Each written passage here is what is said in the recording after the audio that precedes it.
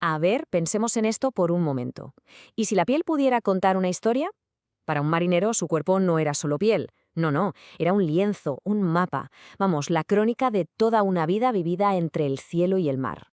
Pues es que esa es justo la idea. Para generaciones y generaciones de navegantes, cada tatuaje era precisamente eso. Un capítulo, una coordenada, un recuerdo imborrable de su propia existencia.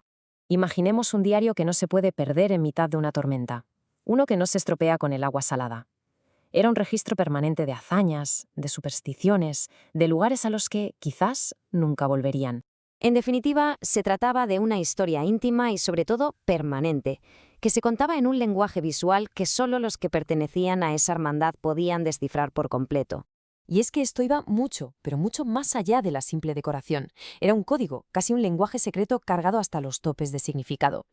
Vamos a ver, es que estos tatuajes cumplían un montón de funciones. Eran amuletos para protegerse de los peligros del océano, sí, pero también eran como medallas que demostraban la experiencia de un marinero, una marca de identidad. Y bueno, en el peor de los casos, también eran una forma muy práctica de identificar un cuerpo si la mar lo devolvía a la orilla. Vale, pero ¿de dónde viene todo esto? Para entenderlo, tenemos que hacer un pequeño viaje en el tiempo, a una época muy anterior a los estudios de tatuaje que conocemos hoy. La evolución es fascinante, de verdad. Fijaos, en el siglo XVIII los tatuajes servían como una especie de DNI para que no te reclutaran a la fuerza. A mediados del XIX ya era algo totalmente normal en alta mar, como nos cuenta Melville, y el gran salto, claro, llega a finales de siglo, cuando la tecnología saca este arte de las cubiertas de los barcos y lo lleva a los estudios en los puertos. Esta cita de Melville es brutal porque deja claro que tatuar en alta mar no era ninguna chapuza. Al contrario, era un oficio respetado. Había auténticos maestros a bordo, convirtiendo el tatuaje en una parte más de la vida en el barco. Y aquí tenemos un testimonio increíble de plena guerra de secesión estadounidense.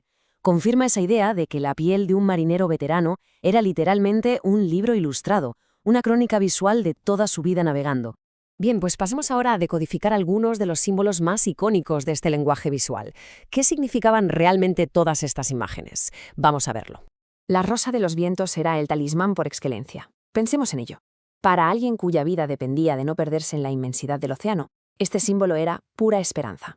Era literalmente la brújula que jamás se podía perder. La golondrina es fantástica porque tenía un doble significado muy potente. Por un lado, era como una medalla, un reconocimiento por la distancia recorrida. Pero por otro, y quizá más importante, era una promesa. Como las golondrinas siempre regresan a su nido, el marinero se aferraba a la esperanza de que él también, sin importar lo lejos que estuviera, encontraría el camino de vuelta a casa.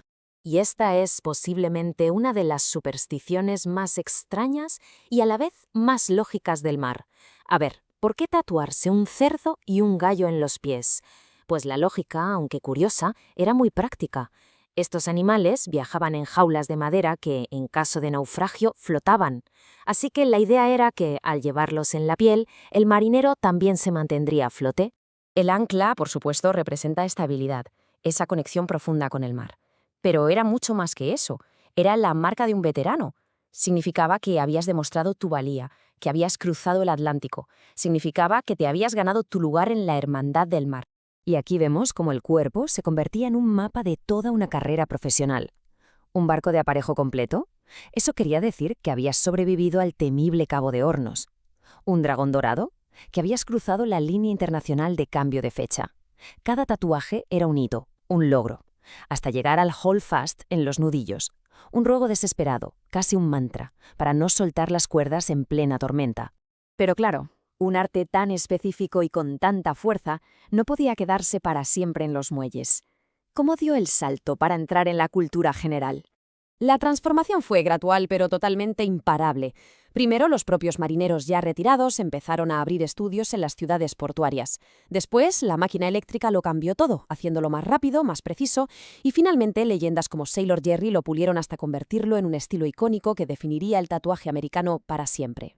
Aquí vemos la gran transformación, el cambio clave. Lo que una vez fue un código interno, una señal de pertenencia a la hermandad del mar, se ha convertido en un estilo estético reconocido en todo el mundo. Hoy en día no hace falta haber cruzado el Atlántico para llevar un ancla tatuada. Y si este estilo ha sobrevivido y ha explotado de esta manera, es en gran parte gracias a dos figuras clave. Primero, Sailor Jerry, que perfeccionó los diseños hasta hacerlos irresistibles para todo el mundo. Y décadas más tarde, Don Ed Hardy, que literalmente los rescató del olvido y los convirtió en un fenómeno global, desatando un renacimiento total del estilo. Entonces, después de todo este recorrido, ¿cuál es el impacto real, el legado de esta tradición en la actualidad?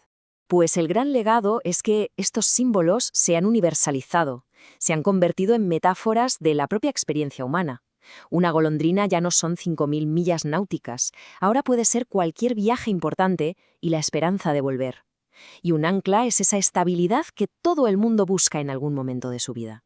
Y lo más increíble es que la tradición sigue vivísima, precisamente donde empezó. Esta cita de un mecánico de la Marina de 2016 es muy reveladora. Para los militares de hoy, los tatuajes siguen siendo una forma de procesar experiencias complicadas y, sobre todo, de conectar con el legado de todos los que sirvieron antes que ellos. Al final, todo esto nos lleva a una última reflexión. Los marineros crearon un lenguaje visual potentísimo para narrar sus vidas. Hoy cada persona emprende sus propios viajes, sean del tipo que sean.